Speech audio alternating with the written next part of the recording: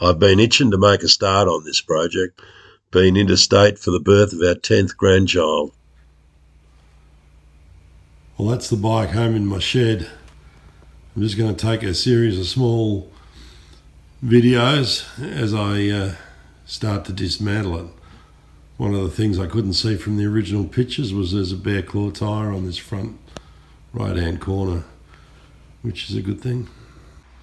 So far I've got it jacked up. I've taken the 4 wheels off. All 4 wheels had their lug nuts and washers under them.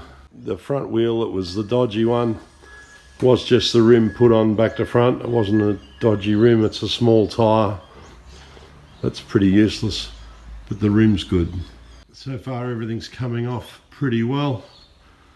No real problems with bolts. I've been spraying them with a bit of CRC before attempting to remove them, and they're coming away. I think I'm going to do the rear rack and the headlight next.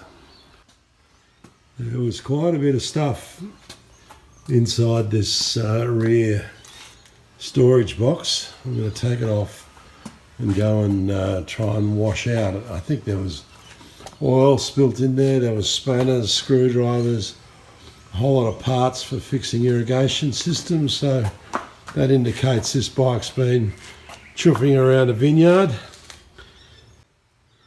There was a heap of spark plugs, so if the only maintenance it ever got was if something was going wrong, change the spark plug, well, that's okay, but investigate that situation a bit more. But the amount of stuff that was in this was a bit of a treasure trove. I'm going to take it off and go and see if I can wash some of the junk out of it. It took a long time to clean out the box. That was storage box on the back here. It had dirt and dried oil spilt in it, mixed with a variety of bits and pieces, including the side cover of the carburetor, which I noticed was missing, but found in the storage box. It had the piece of pipe that's missing out of the end of the exhaust. A few nuts and bolts, but nothing significant. I'm going to go ahead and remove the dash here, petrol cap, etc., to move towards getting the front plastics off. There are 2 dodgy bolts in the bottom of this battery compartment. That one there, it's not a 10mm head, it might be an 11. This one is rubber around some sort of pin. Neither of them are original and both of them are stuck. So next step is to try and drill the centres of them because I can't go anywhere without removing this front plastic. After removing the front plastic, I've lost a bit of video, but the screws that went through the bottom of the battery box, I drilled the top of them off, and so they're still there, and I think I can probably recover those threads in behind there. Then I went about taking the front bumper off and the front bash plate. Got all the 3 screws out of the front bash plate without any carnage. Hollowed out the dirt around the front bumper, and one screw came out and the other one wouldn't come off. The impact wrench, even though it's a 6-point impact, rounded the head of the screw rather than release it. I'm now going to apply a bit of heat to that with a MAP gas. I've released the bottom suspension arm there because the rubbers for that are that close. I didn't want to get that getting hot. So I'll try a bit of MAP gas on there. Otherwise I'm going to have to weld something onto that and see whether I can get... I've drilled the head off the bolt there. You can see the drilling of that. I think there's still enough there to get a pair of vice grips on if it does loosen up. But I'll try a bit of MAP gas rather than having to get the whole welding kit over here to fix that.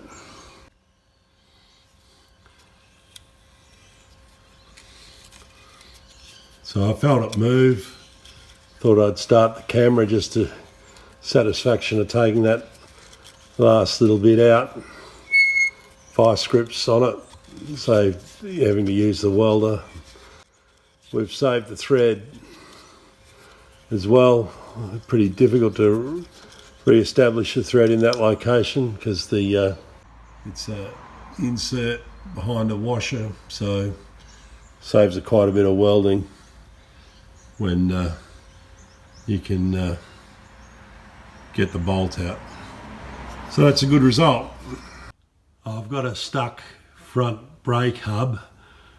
I've put a bit of heat into it, a few gentle knocks. I don't want to distort it or muck it up, but it's fighting me, and so that's probably, I'll call it for today. That's the bucket of dirt I got from the front bash plate. Front bash plate is